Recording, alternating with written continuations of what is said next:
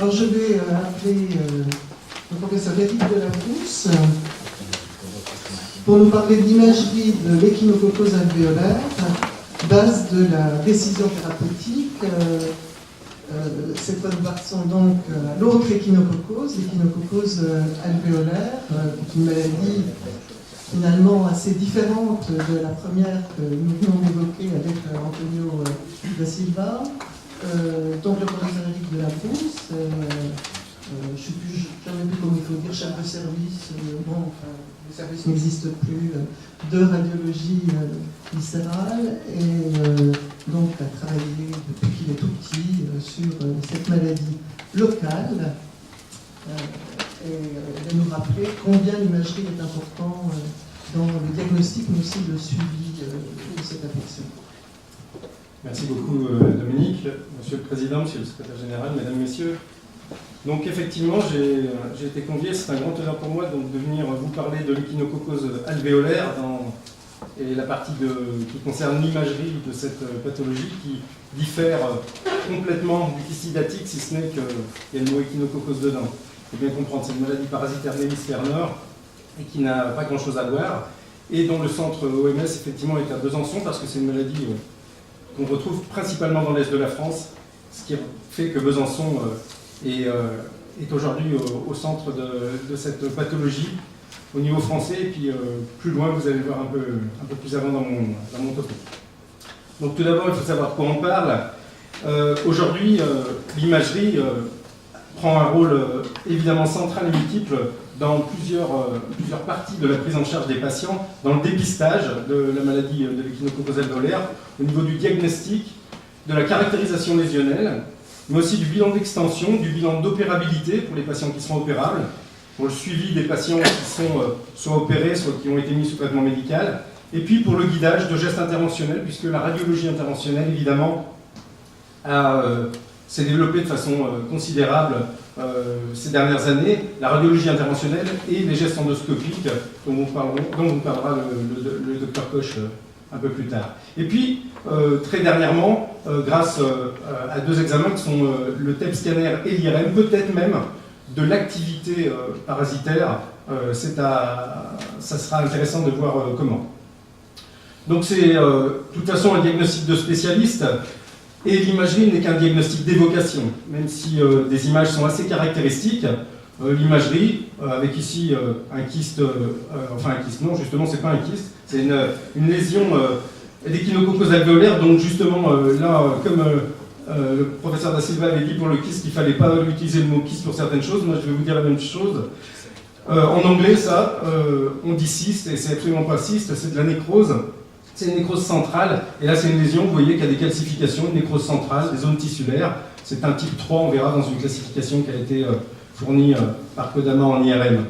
Mais le diagnostic d'imagerie, c'est simplement celui d'évocation. Ensuite, il y a le diagnostic de présomption qui repose sur la sérologie, avec des tests qui sont connus, ELISA et Western blot, qui permettent une sensibilité de mise en évidence de 95%, avec, encore une fois, une difficulté, parfois, de mettre en évidence un différentiel entre les deux échinococcus, alors que l'image même permet de les distinguer de façon très évidente bien souvent.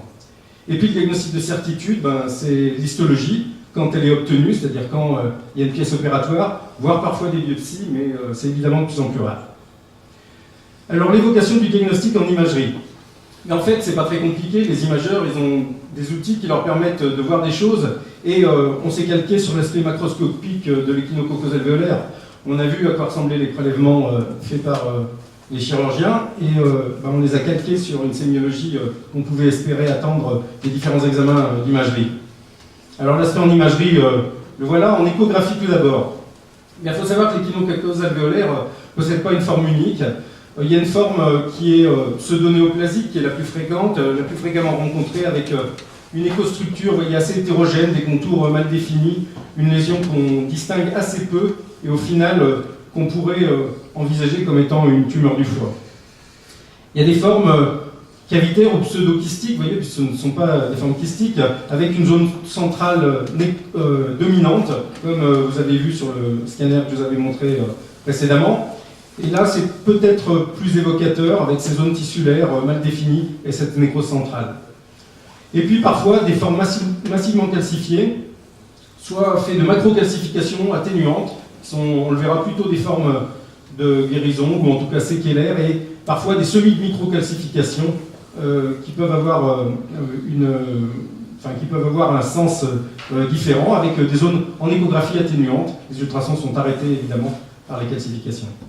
Et puis enfin, une forme maintenant qu'on voit de plus en plus, en tout cas dans les centres où on détecte ces maladies à un stade récent, ou à un stade précoce plutôt, avec une échogénicité variable et puis qui mime plutôt une lésion nodulaire de type secondaire ou un abcès.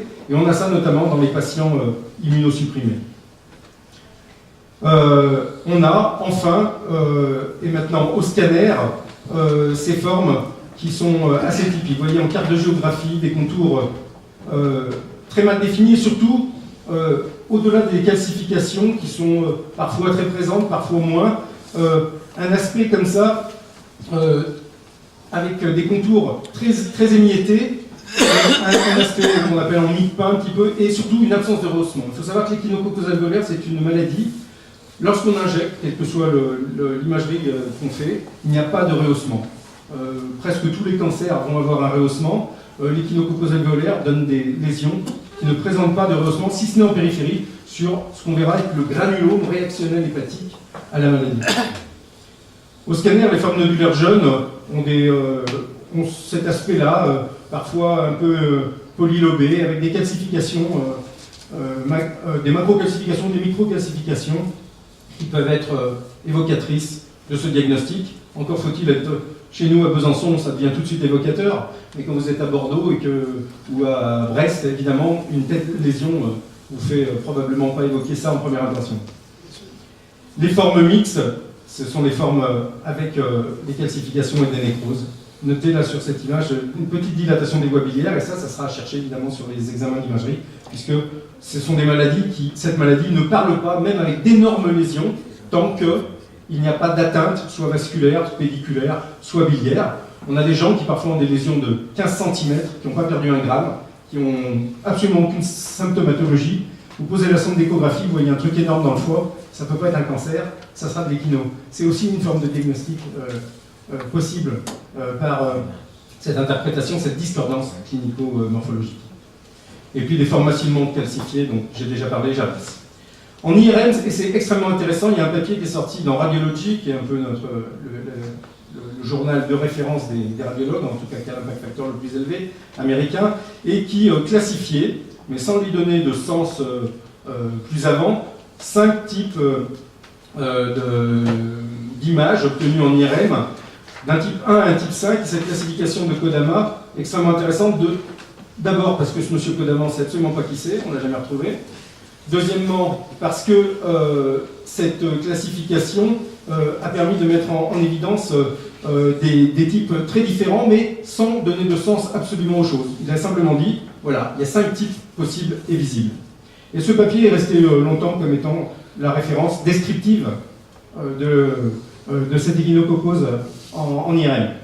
Voilà un aspect en IRM des différentes formes. Donc vous avez en haut à gauche la forme 1 que des microkystes, la forme 2 des microkystes un peu de tissu, la forme 3 avec à la fois un peu de nécrose du tissu des microkystes, et les deux autres formes, une purement liquidienne, une purement tissulaire.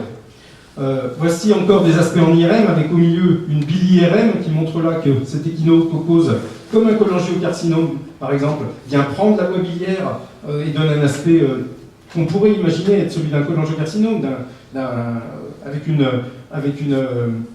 un aspect véritablement de Klatskin, ce qui n'est évidemment pas le cas.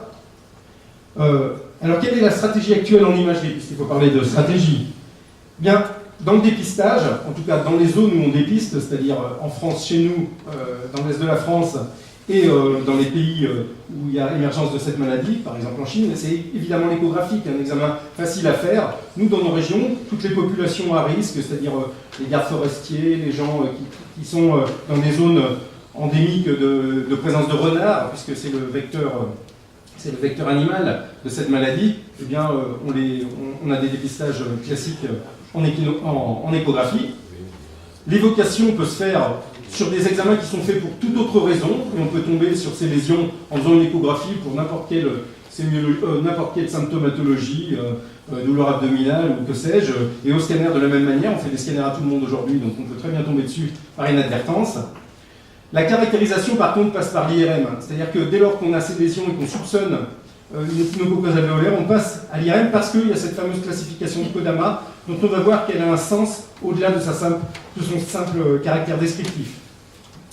Et puis il y a le scanner qui, lui, est plus intéressant, premièrement dans le cadre du bilan d'extension. Il y a une classification PNM, dont vous voyez le lien qui a pu être essayé d'être fait entre la classification donc PNM et TNM des cancers. C'est un papier qui a été produit en 2006 par Peter Kern et puis d'autres, dont l'équipe byzantine, et avec évidemment la possibilité, donc le N n'étant pas des ganglions, mais le M étant bien des extensions à distance de la maladie. Le bilan d'extension permet au scanner de mettre en évidence des lésions de contiguïté, parce que c'est une maladie qui se fiche des frontières anatomiques. Il peut manger le diaphragme, l'omotum, les surrénales en arrière, qui métastase comme une maladie cancéreuse au poumon, à la rate, au cerveau. Et le scanner, c'est aussi aujourd'hui, très clairement, depuis des reconstructions multiplanaires, les coupes fines et tout ça, c'est devenu le bilan préchirurgical. Avec l'échodoppler, puisque l'échodoppler permet d'assurer la perméabilité des axes vasculaires qui sont extrêmement importants, puisqu'on sait que, notamment sur le plan chirurgical, au même titre que pour un cancer, il va falloir savoir si on peut passer avec une artère saine ou si elle est prise, s'il faudra faire un montage veineux, un patching ou je ne sais, si ça passe en hépatectomie droite, si elle doit être élargie, si même le patient a des conditions anatomiques variables ou variantes, avec une artère hépatique droite qui naîtrait par exemple d'une artère mésentérique supérieure, ou toutes ces anomalies qui peuvent exister et être intéressantes à connaître avant un geste chirurgical évidemment. Le guidage interventionnel, c'est le scanner ou l'échographie. Vous voyez chez cette patiente qui se retrouve avec des drains placés un peu partout, dans ses voies biliaires dilatées, dans des collections qui avaient fuité avec des biliomes périhépatiques, dans la gouttière et dans la fosse iliaque gauche. Évidemment, des gestes également endovasculaires sont possibles. Quelques cas dans la littérature, des case reports évidemment, sur du stenting, notamment de veines sus-hépatiques qui avaient été envahies ou en tout cas comprimées par la maladie, et avec la possibilité de risque d'un bœuf carie chronique, voire aigu. Un autre examen qui n'est pas de la radiologie au sens imagerie médicale radiologie, mais qui est de la médecine nucléaire. Aux États-Unis et dans beaucoup de pays, c'est la même spécialité. En France, c'est séparé. Et le TEP scanner, vous connaissez tous. On l'utilise évidemment principalement en cancérologie, mais il faut savoir qu'il est extrêmement intéressant pour l'échinococose alvéolaire, puisque l'activité métabolique, qui n'est non pas celle probablement du parasite, mais de la réaction que génère le parasite au niveau du foie, et donc probablement la réaction du foie, et c'est ça qui fixe probablement, c'est pour ça qu'on est plutôt en périphérie de la lésion, serait probablement, c'est pas encore démontré de façon formelle, lié à l'activité parasitaire elle-même. En tout cas, il y a une activité métabolique. Et puis, une étude qu'on avait fabriquée dans le service, une étude préliminaire tout d'abord, qui avait cherché à voir que le Kodama, c'est-à-dire les 5 types dont je vous ai parlé en IRM, corrélait avec le TEP scanner, avec, vous voyez, une fixation à 1 heure et à 3 heures, parce que je ne vous en ai pas parlé, mais au TEP scanner, c'est à 3 heures qu'il faut regarder la fixation pour affirmer l'activité métabolique. Et bien, vous voyez une concordance avec les types 1 et 2. Ce qui voulait dire que sur les 22 patients de cette étude préliminaire, dans les types 1 et 2, on avait toujours une activité métabolique, dans les types 4 et 5, pas d'activité métabolique au TEP. On a sorti un papier avec une plus grosse série qui a montré en fait que les types 1 et 2, ils possédaient des microkystes, le type 3 aussi, mais qu'à chaque fois qu'on n'avait pas de microkystes, donc dans les types 4 et 5, il n'y avait pas d'activité au TEP-TDM. Ce qui veut dire qu'en IRM, qui est un examen non irradiant, on pouvait affirmer qu'on allait se retrouver face à des lésions qui ne fixaient pas au TEP, donc qui n'avaient pas d'activité métabolique. Voilà le papier qu'on avait sorti avec la corrélation des types Kodama, des résultats de l'IRM et du TEP scanner qui montrent cette corrélation de façon en une planche. Les perspectives, c'est une étude qu'on est en train de mener qui associe 4 centres, 2 chinois et 1 centre allemand à Ulm et Besançon. La création d'une classification internationale multimodale, échographie, scanner, IRM, TEP, de l'échinococose alvéolaire. Et je vais conclure en disant que la place de l'imagerie donc, est majeure. L'intérêt d'un examen d'imagerie dépend évidemment du rôle qui lui est alloué. Tous les examens n'ont pas le même sens et ne se placent pas au même niveau de la stratégie de diagnostic. Ils peuvent se placer au niveau du dépistage, du diagnostic, de la caractérisation lésionnelle, du bilan d'extension de la maladie, du bilan d'opérabilité le cas échéant, du suivi des lésions, traitées médicalement ou chirurgicalement, du guidage de radiologie interventionnelle, et puis on l'a vu, peut-être même, et c'est encore approuvé de façon formelle, de l'activité parasitaire elle-même. Voilà, je vous remercie de votre attention.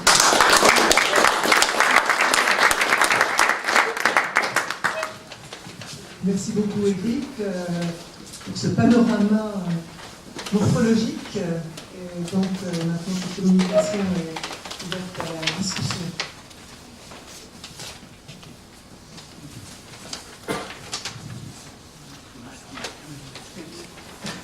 Alors, soit c'était très clair, soit c'était absolument opaque. Moi j'ai une question Eric. L'échographie, tu nous en as beaucoup parlé pour le dépistage. Est-ce qu'il y a une place pour l'échographie de contraste? Puisqu'il y a des caractéristiques... Alors, l'échographie de contraste aujourd'hui, donc très développée à Besançon, on est une école d'échographie de contraste, pas complètement développée dans tous les centres, en tout cas développée quasiment que dans des centres universitaires. Il faut savoir que l'échographie de contraste, effectivement, il y a quelques papiers qui sont sortis dessus. La problématique, c'est que je vous ai dit que l'échinococose alvéolaire était une maladie qui ne prend pas les contrastes habituels, c'est-à-dire ne prend pas l'iode, ne prend pas le gadolinium. C'est une maladie que l'on démarque justement par rapport au foie qui lui-même prend le contraste. Je pense que l'échographie de contraste, qui en plus est un produit, c'est des microbules, hein, il faut savoir, c'est des microbules de souffle qui sont encapsulées, qui sont injectées, qui sont parfaitement inoffensives, hein, ça ne fait pas d'embolie pulmonaire, je vous rassure, et ça permet de donner à l'échographie ce qui lui manquait, c'est-à-dire la cinétique de remplissage. Sauf qu'il n'y a pas de passage interstitiel, il n'y a pas de passage dans les parenchymes, ça reste purement endovasculaire et capillaire. Donc on n'a pas de remplissage des tissus fibreux. Or, là, typiquement, le parasite ne se remplit pas vraiment, les tissus granulomato-inflammatoires, soit ils sont très actifs et ils se remplissent, et on verra à peu près, à mon avis, la même chose qu'on a aux têtes, probablement, ou même qu'au scanner à un temps artériel, où on voit vraiment l'activité, mais au stade chronique de fibrose, cet écho de contraste, à mon avis, ne parlera pas. Moi, je suis un fervent défenseur d'échographie de contraste, qui d'ailleurs n'a son AMM que dans le foie, hein, ça tombe bien, c'est une maladie hépatique, mais normalement pour le cancer, évidemment, pour le CHC et les métastases. Mais je suis donc un fervent défenseur de cet écho de contraste, mais dans le cadre de l'échinococose alvéolaire, je pense que ce n'est pas la piste la plus pertinente, voilà, en termes d'imagerie.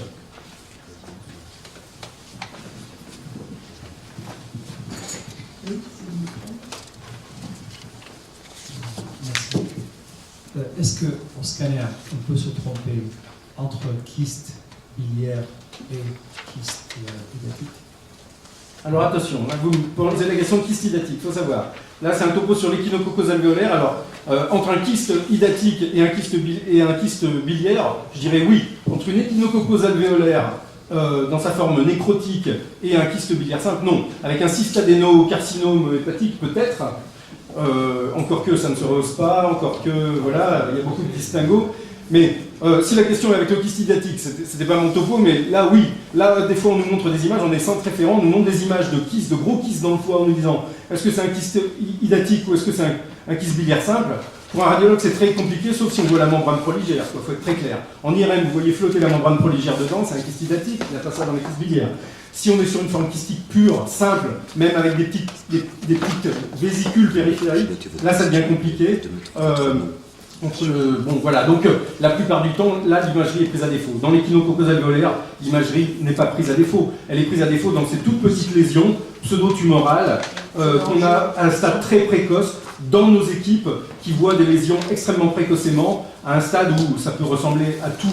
Mais une fois que c'est un stade d'énormes lésions nécrotico-calcifiées, tout ça, et qu'on est dans une zone d'endémie, là forcément on y pense. Et en IRM, ça c'est le message que j'envoie à tous les radiologues, ici c'est pas le cas, mais j'envoie à tous les radiologues dans tous les congrès où je vais, c'est quand vous faites une IRM d'une grosse tumeur, parce qu'il y a une grosse tumeur, aujourd'hui on caractérise en IRM, vous le mettez en IRM, et au T2, vous avez des microkystes, il n'y a pas d'autres lésions hépatiques au monde qui donnent des microkystes. Ça devient une échinococose alvéolaire. Si tous les radiologues se rappelaient que, de façon pathognomonique, un microkyste dans une lésion hépatique, c'est une échinococose alvéolaire, là ça sauverait beaucoup de diagnostics, y compris dans des régions qui n'ont pas du tout la présence d'esprit de penser à ce type de pathologie.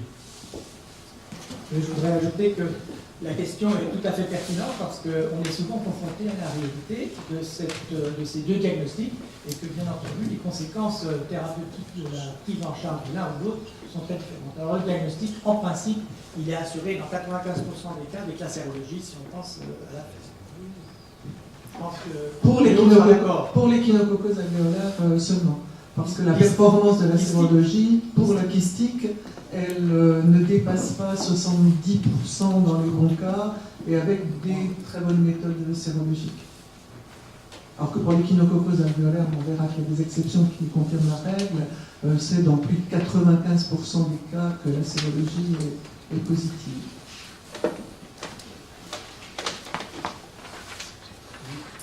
Eh bien, on te remercie vivement. Non, il y a encore une dernière question. Est-ce qu'il y a des localisations osseuses? Oui. Et puis, deuxièmement, on n'a pas parlé du renard. Alors le problème, c'est que là, regardez, la première slide de tous les topos de cet après-midi sur l'échinococcose alvéolaire, il y a un renard. Alors le problème, c'est que je vous ai l'imagerie. Effectivement, le topo commence par l'imagerie et il n'y a pas le cycle. Le cycle, effectivement, parasitaire, dans nos pays à nous, en Chine, c'est plutôt les chiens errants, tout ça. Nous, c'est des renards, effectivement. C'est des renards qui sont infestés. Eux, ils sont porteurs de la maladie, mais ils ne sont pas malades. Ils ont des déjections qui font dans des potagers ou sur voilà. Il y a des petits campagnols qui mangent ça et qui sont remangés par des renards et il y a une réinfestation. L'humain, c'est un hôte qui arrive comme ça en mangeant du cresson ou de la salade du jardin. Voilà, c'est un hôte définitif. Tant que les renards ne mangent pas l'homme et que l'homme ne mange pas l'homme, normalement, ça s'arrête là. Bon, on n'a pas voulu vous refaire le cycle de la maladie, mais on vous a montré ce tableau.